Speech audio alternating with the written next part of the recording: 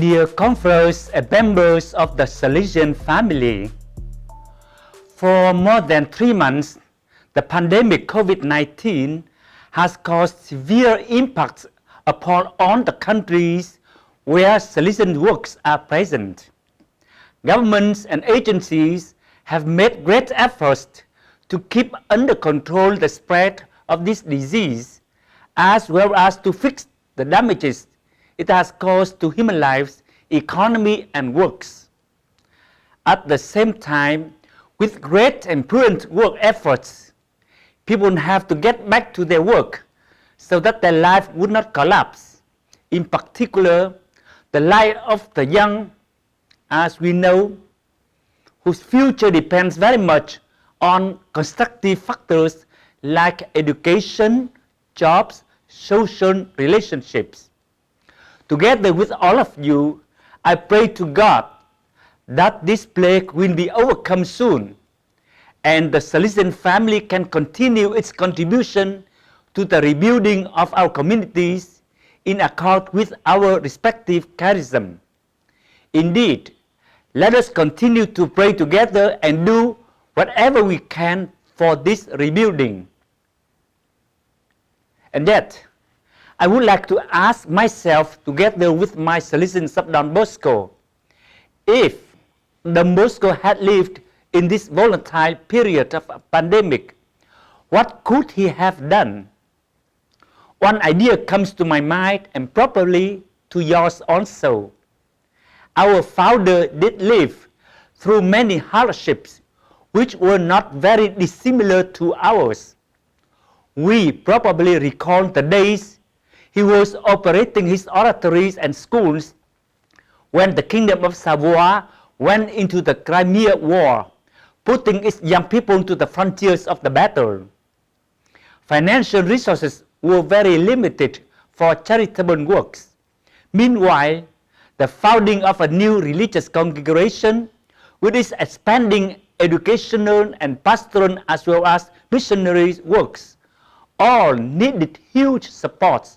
Otherwise, they stopped or collapsed.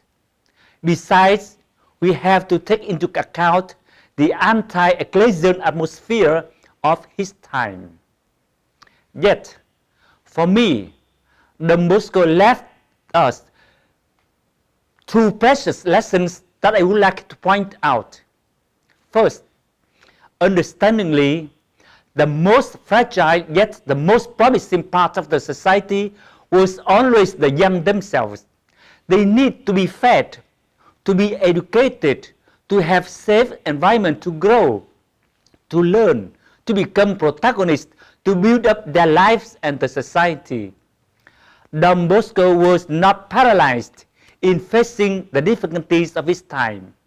He worked harder and harder, creatively looking for ways to serve the young, the abundant, looking for people, old and young, who could give a hand with little or large sum of donation.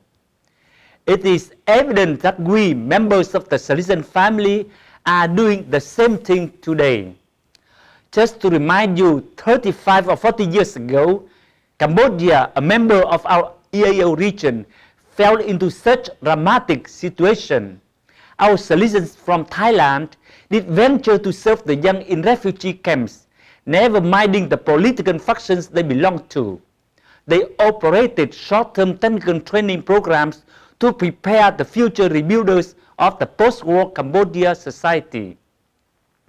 Like Don Bosco, let us today continue to be convinced in the necessity of our charismatic mission and services in whatever circumstances we find ourselves. Secondly, Don Bosco has a deep conviction in the solidarity among humans.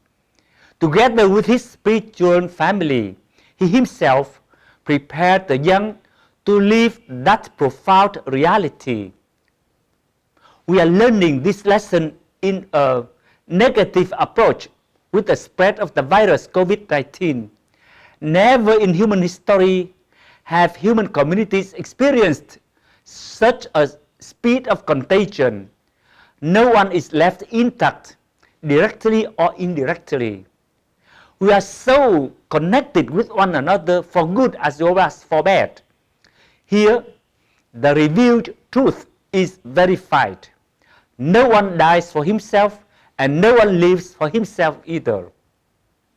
But looking at a more positive perspective, for the last few months, we have witnessed how wonderful the spirit of solidarity has been expressed. From the very early days of the pandemic, as I know, the province of Korea immediately shared its financial resources to other provinces in our region. Conference information houses sat down and discussed how to help the poor by cutting down their expenses and share with the neighborhood. Communities and Salesian parishes, together with other charitable agencies, launched food aid programs to save the unemployed poor families in the neighborhood. Thousands and maybe 100,000 people did receive those helps. The non-Christians expressed their surprise how the Christian churches and communities took quick action of charity with such a great generosity. I believe and pray that our Salesians and members of the Salesian family continue to engage themselves more to serve our young people where we are. My conviction is that what we are doing in these days are the guaranteed premises for the continuation of our services once the pandemic is over, regardless of all our limited resources in any aspect. God bless you.